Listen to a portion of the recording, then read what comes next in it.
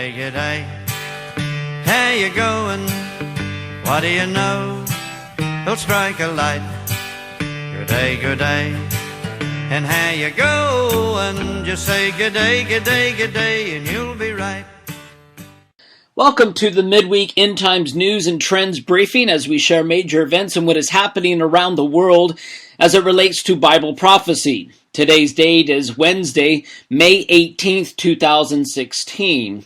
So, with so much going on, let's just get right into it. The first article came out of the Israeli Times of Israel, on Tuesday, and it headline is this, that the Paris Mideast summit postponed over Kerry scheduling clash. A conference on the peace process between Israelis and Palestinians are due to be held on May 30th in Paris has been postponed. Kerry, the U.S. Secretary of State, cannot come on May 30th, and so it's been delayed, and it will take place in the summer. So the summit was to be held in Paris. Will host an international meeting of 20 countries, including Egypt, Saudi Arabia, and Jordan, to discuss the peace process. Israel and the Palestinians have not been invited, while Jerusalem has rejected the idea. It has been welcomed in Ramallah. A spokesman for the French embassy in Israel told the Times of Israel that Paris is looking for a new date. Speaking to ministers ahead of the weekly cabinet meeting on Sunday, Benjamin Netanyahu, Prime Minister of Israel, said that any other attempt only makes peace more remote and gives the Palestinians an escape hatch to avoid confronting the root of the conflict. Now, keep in mind, although this meeting has not is going to happen as scheduled, there's certainly going to be more development in the process and what's going to be in this particular deal. But we're seeing more and more of the world coming against Israel, and it's going to give a pass to the Palestinians and their terrorist activities and their attacks into Israel. And eventually they're going to try to develop this contract with Israel and the world, and something will be in place. Eventually the Antichrist will come in and sign that contract. So this is just the beginning stages of that particular development. Onto kind of a separate issue, but still dealing with Israel and also going on to dealing with Iran. This came out of the Fox News website and also the Israeli National News on Sunday, how Israel leader says that the Iran mocks World War II Holocaust and prepares for another. Israeli Prime Minister Benjamin Netanyahu lashed out at Iran on Sunday for staging a Holocaust-themed cartoon contest that mocked the Nazi genocide of 6 million Jews during World War II and said that the Islamic Republic was busy planning for another one. Iran has long backed armed groups committed to Israel's destruction, and its leaders have called it to be wiped off the map. Israel fears that Iran's nuclear program was designed to threaten its very existence, but Netanyahu said it was more than Iran's belligerent policies that Israel opposed, but its values. It goes on to say that it denies the Holocaust, it mocks the Holocaust, and in preparing for another Holocaust, Netanyahu said in his weekly cabinet meeting. And he says that I think that every country in the world must stand up and fully condemn this, period. According to Department of State spokesman Mark Toner, traveling with the Secretary of State John Kerry in Saudi Arabia, said that the United States was concerned that the contest could be used as a platform for Holocaust denial, revision, and flagrant anti-Semitic speech as it has in the past. Such offensive speech should be condemned by authorities and civil society leaders rather than encouraged. We need to denounce any Holocaust denial and trivialization as inflammatory and abhorrent. It's insulting to the memory of millions of people who died in the Holocaust, end quote. The denial or the questioning of genocide is widespread in the Middle East, where many regard it as a pretext Israel used for its creation and excuse in its actions toward the Palestinians. Holocaust means mass killings, said contestant organizer, and he said that we're witnessing the biggest killings by Zionist regime in Gaza and Palestine, which of course is not true.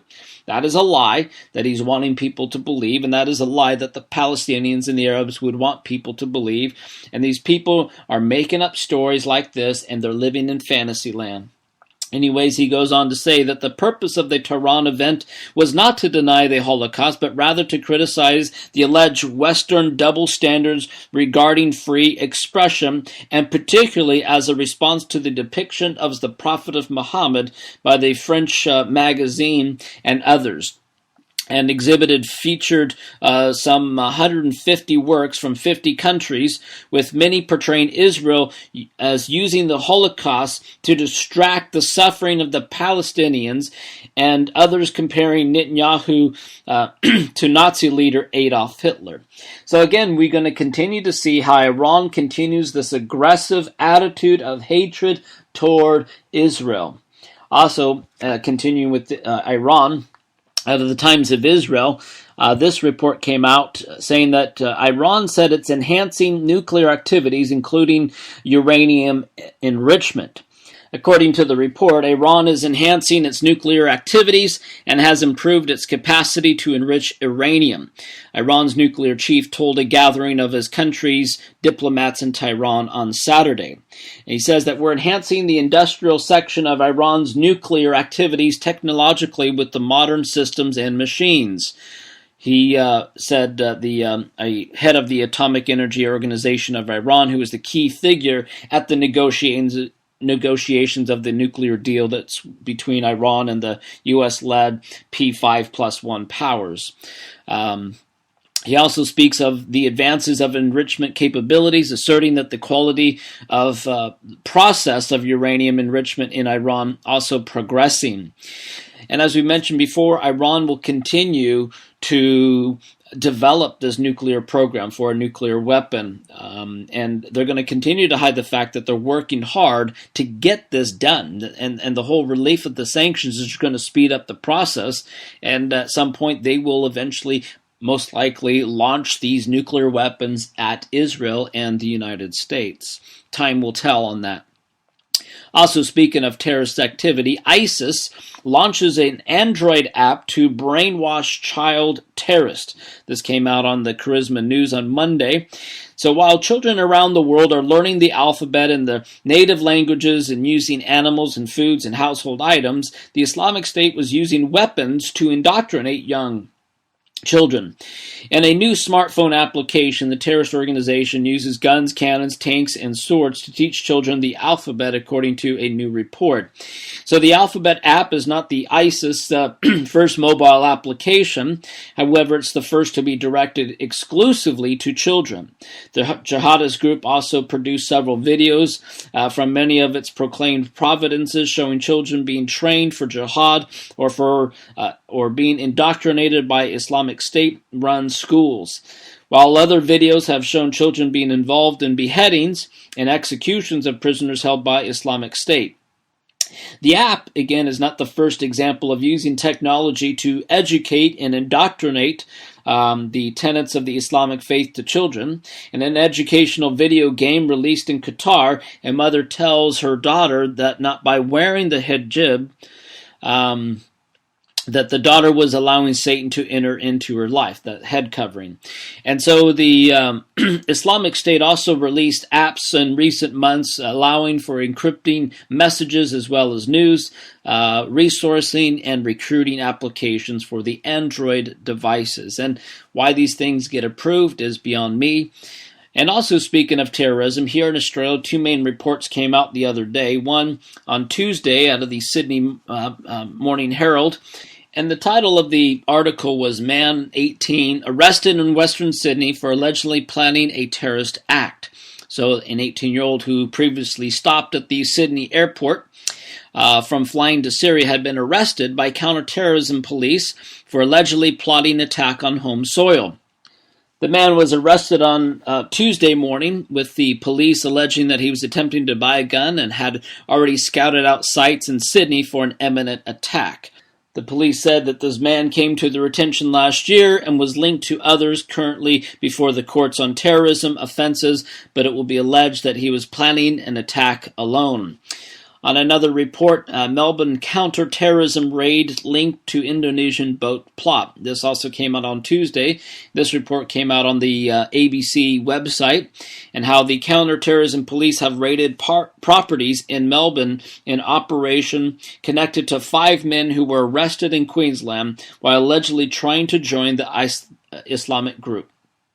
So the Victorian and federal police said that the raids in Melbourne's northern and northwestern suburbs were not linked to any increasing threat or danger in the community. They are part of an Operation Middleham, which led to the arrest of, last week, there's 5 from Melbourne that went to Cape York in northern Queensland, just around kind of where Cairns is. And one of these houses was raided in West Footscray, and believed to be the home of the mother of the Islamic preacher, who was one of these 5 men that were arrested. The men were towing a boat from Melbourne and said that it was alleged that they're planning to sail to Indonesia and then travel to the Middle East to join Islamic State militants. The 5 men have been charged and will be faced Melbourne magistrates on Thursday, tomorrow. So we'll see how this pans out and how the justice system here will handle this, or will they just let them go and a slap on the wrist? Most likely they will be locked up for quite some time because it's a terrorist activity. On to a separate issue, an economic issue. The Bank of America said that they are witnessing a stock market exodus. This report came out on Friday out of the finance section of Yahoo website, and how the article talks about how investors had pulled out a whopping $44 billion out of the stock market in the past 5 weeks. Among the recent volatile in the markets, investors have been pulling funds out of equities. The 2015 retreat from the U.S. equities by retail investors appeared to be fading, as 2016 got off to a less than difficult start. The improving trend has reversed, with several outflows seen in April. According to a report from Bank of America, Merrill Lynch equity funds saw $7.4 billion in outflows in the past week. The cumulative outflow of the equity funds over the past 5 weeks was close to or up to $44 billion. So the question is, where's all this money going? Well, in the past week, $3.5 billion went to bond funds, $1 billion went to precious metals funds, and which offer exposure to gold. It was also a $10.9 billion poured into the money market fund, the largest inflow in 13 weeks. In other words, investors are playing safe haven assets. It's not just the U.S. experiencing outflow of equity funds. The flow of international equity funds turned negative, while the outflow from Europe funds persisted, according to the report. Experts also ranging from hedge fund managers to Wall Street equity strategists have become increasingly weary of the markets, and they go on to say that while the current recovery cycle is often cited for its long duration, the 4th longest since the 1900s, the fact that the organic growth has been weak and unbalanced is often understated, according to J.P. Morgan, spokesman said to its clients. So again, the economic issue around the world, the stock market crashing, the currency manipulation, the countries that are in bankruptcy, kind of like Greece. You also see the disaster that's been happening and is going to continue to get worse and worse in Venezuela, and mainly is because of the socialism and the communism philosophy and the way the country is run. And communism, socialism never works. You just look at the countries, you look at their policies, you look at how disastrous and a worse off condition than any other country is. But that's the way America is going, and especially with the policies of the Obama administration, and if Hillary or Bernie Sanders gets in, they have a socialistic agenda which just destroys a nation. On to a separate issue, but it's going to continue to increase, as we mentioned on Sunday's update about the whole transgender problem.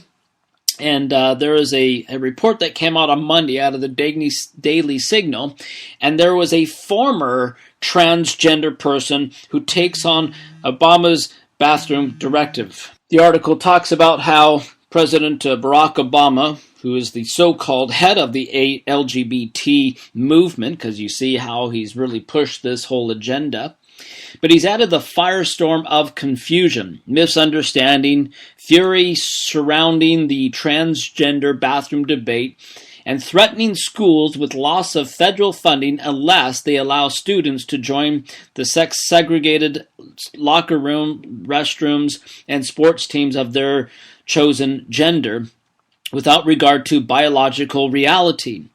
His actions come after weeks of protest against the state of North Carolina for its so-called anti-LGBT bathroom bill.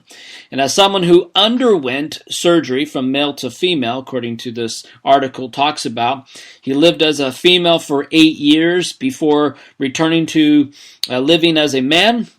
And he says that I know firsthand what it is to be transgender person and how misguided it is to think one can change gender through hormones and surgery. And he says that I know that the North Carolina bill and others like it are not anti-LGBT. He goes on to kind of describe this and breaking it down. L is for lesbian. The bill is not anti-lesbian because lesbians have no desire to enter a stinky men's restroom. Lesbians will use the women's restroom without a second thought, so the law is not anti-L. G is for gay. Gay men have no interest in using women's bathrooms, so the law is not anti-G. B is for bisexual. The B is in LGBTs have never been confused about their gender. Theirs is also a sexual preference, only that doesn't affect choice of restroom or locker room. And then T is for transgender. The T identifies a person who has undergone hormone therapy and gender reassignment surgery and legally changes the gender marker on his or her birth certificate. So, the North Carolina bill is not anti-T because the law clearly states that the appropriate restroom is the one that corresponds to the gender stated on the birth certificate, and therefore a transgender person with a certificate that reads female uses the female restroom, even if the gender noted at birth was male.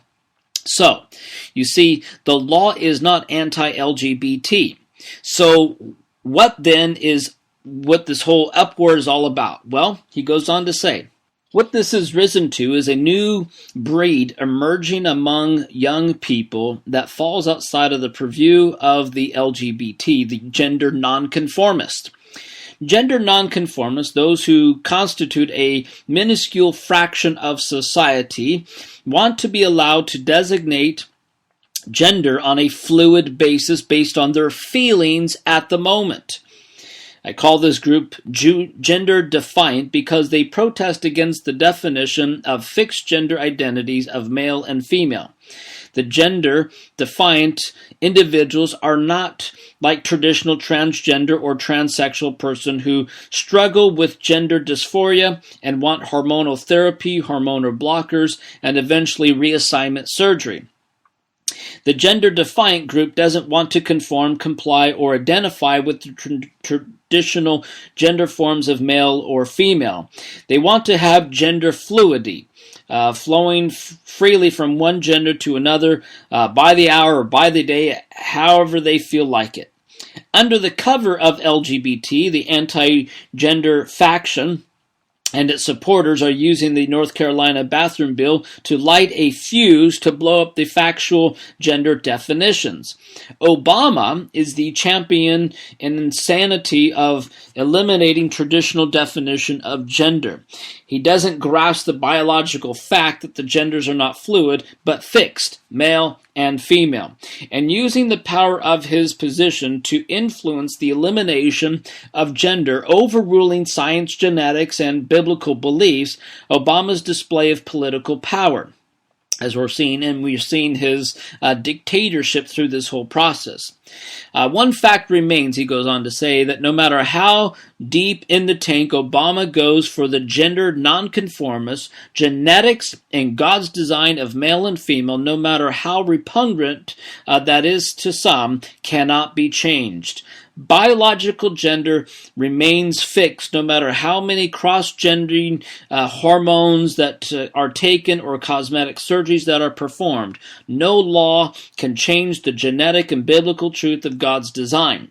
Using financial blackmail to achieve the elimination of gender will become Obama's ugly legacy. And we're seeing this agenda continue to be pushed.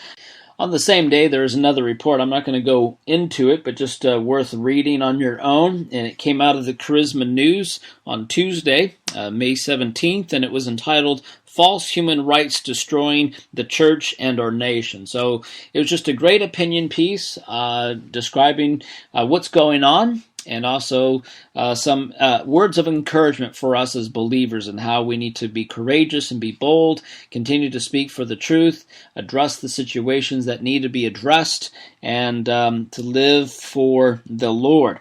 And again, we need to continue to be salt and light in a dark place. We need to continue to stand for biblical truth. We need to keep our eyes on Jesus. We need to continue to be in the Word. We need to keep loving people as Christ would want us to love them as well. And that should be one of those key aspects of our life, that we are examples of His love and grace, and we continue to share His love and grace with as many people as possible. So, thank you for joining in and tuning in to this weekly update. We hope and pray it's been a blessing to you. Thank you for all your comments, those who have responded and where you're at, and even sending in your prayer requests. We greatly appreciate that, and we are praying for you. Until next time, may the Lord radically and outrageously bless you. God bless.